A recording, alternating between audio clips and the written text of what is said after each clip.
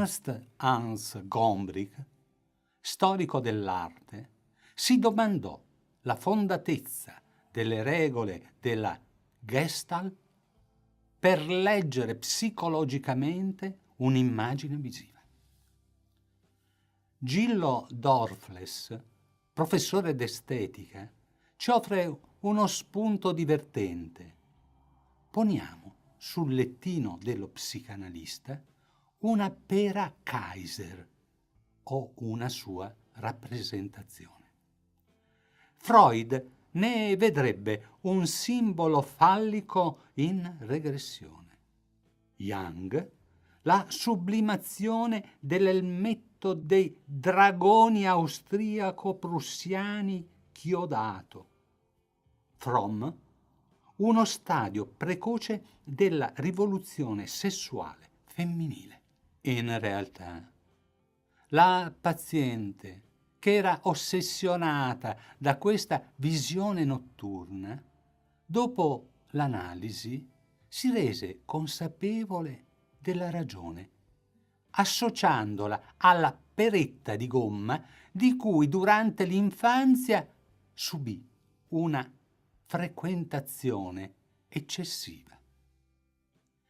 Invero, noi diffidiamo dell'efficacia di un metodo interpretativo delle opere d'arte attraverso percezioni visive che dovrebbero, tramite canali di riconoscimento atavici, resuscitare figure archetipe, totemiche, allegoriche, sedimentate in misteriosi meandri della nostra antropologia, con l'importante eccezione delle figure primordiali, oggi diremo barbariche, simboliche, essenziali nel territorio dell'archeologia. Procediamo per gradi. Abbiamo esemplificato la molteplice spiegazione di una pera a seconda dei metodi d'analisi. Immaginiamo quale potrebbe essere la reazione davanti allo stesso oggetto di un francese buongustaio che l'associerebbe indubbiamente al formaggio, oppure ad un ittita che riconoscerebbe la Sacra Madre Terra o ad un aborigeno australiano, vedendone un'ottima borraccia per lunghe traversate desertiche. Supponiamo che il quadro da analizzare sia di Dalì, epigone dell'antropomorfizzazione degli oggetti che degenerano, si liquefanno, s'ammaccano, ed osserviamo i soggetti attorno all'opera del pittore. Il pittore, con i suoi sogni di gloria, il mercante che si chiede se e quanto potrà guadagnare, il critico d'arte in cerca di lauta parcella, il committente, se l'artista è affermato, ed infine l'utente finale, che lo vede in un museo o in qualche mercatino. Supponiamo che l'orologio in ammollo sia l'opera prima di un pittore in erba, con poche righe di recensione misurate e prudenti. Cosa potranno recepire i nostri neuroni istintivi? Quale campanello verrà suonato nel condominio dei ricordi? Quello del cipollotto da taschino del nonno dimenticato in un cassetto? Probabilmente nessuna corda d'archetipo universale suonerà. Perché qualcosa accada, il signor nessuno, ossia noi che guardiamo, deve aver avuto un'istruzione sufficiente ed essere vissuto in un ambiente geografico, storico, culturale prossimo a quello dell'artista. Trovarsi davanti ad un vasetto ricolmo di merda d'artista non deve scoraggiarci, né aggiungiamo attivare coerenti meccanismi imitativi.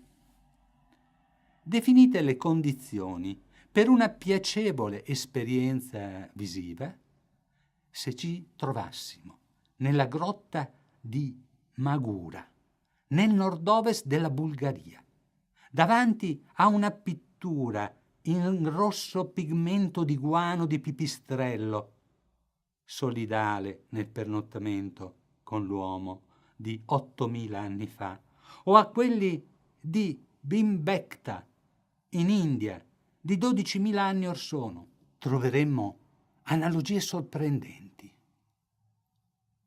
di prede grasse, talora enormi. In Arizona, i predecessori degli indiani, oltre agli animali, tra cui il bisonte, incidono un sole raggiante ed una più piccola luna piena. In Val Camonica, su lastre levigate, si narra la storia di un'epopea di popoli nomadi. Al centro un'aquila ad ali aperte, simbolo che sarà per gli zoroastriani in Iran simbolo del sole.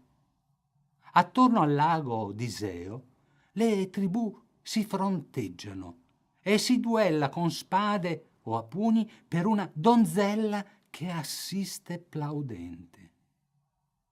In Cina si rema in gruppo, accosciati, e per conoscere nuovi pascoli si è disposti ad abbandonare case a palafitta, assistiti nel loro andare dagli spiriti benigni dei loro antenati.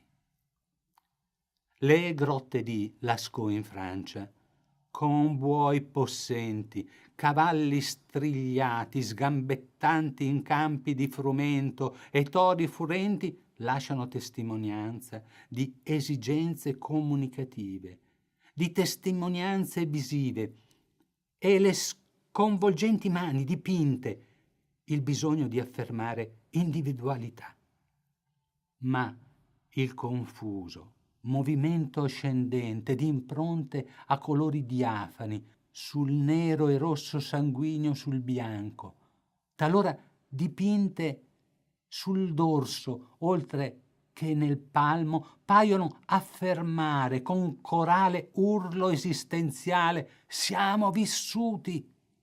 Un'angoscia che Munch, con il suo dipinto l'urlo, non supererà. Miro, il distruttore del disegno naturalistico, avrà visto il bisonte decomporsi nella nebbia, ramificandosi in protuberanze artigliose? E Giacometti avrà avuto in mente la figura nera allungata davanti al grande totem? Gli ermenti sono al pascolo o reclusi in recinti protetti da un guardiano. Ed il serpe avvoltolato su se stesso simboleggia forse il labirinto o l'infinito? Una distrazione e l'incornata può essere fatale, forse la civetta, uccello malaugurante, assiste indifferente. Il rettangolo sotto il quadrupede è il rifugio ove le impronte conducono? La vita è una lotta per la selezione della specie. Chi ha corna consunte soccombe alle giovani, stilizzate in nero, quali lame armate a semicuore. Il vincitore s'abbassa a consolare il vinto. Un'ultima immagine. Il rosso avvolge, brucia. L'artista ci racconta un'era incandescente, quando i vulcani esplodendo avvolgevano uomini ed animali in una sorte comune. Come non riconoscersi in questo genocidio di cui l'uomo oggi è paradossalmente protagonista e vittima? I simboli ancestrali sono chiari nella caccia, nelle attività agricole, nell'allevamento, la vestizione femminile e nel cordoglio per la morte. Quest'ultime immagini sono tratte dalle rocce d'Algeria a Tassili. Il quadrupede tratteggiato a macchie rosse nella grotta di Chauvet è forse un precursore del pointillisme o dei futuristi ossessionati dalla resa del movimento? Botero si è ispirato alla madre terra che con la cornucopia sarà per i romani la divina Cerere? Infine, i disegni d'anatomia animale si potrebbero considerare antisignani dei quaderni di Leonardo?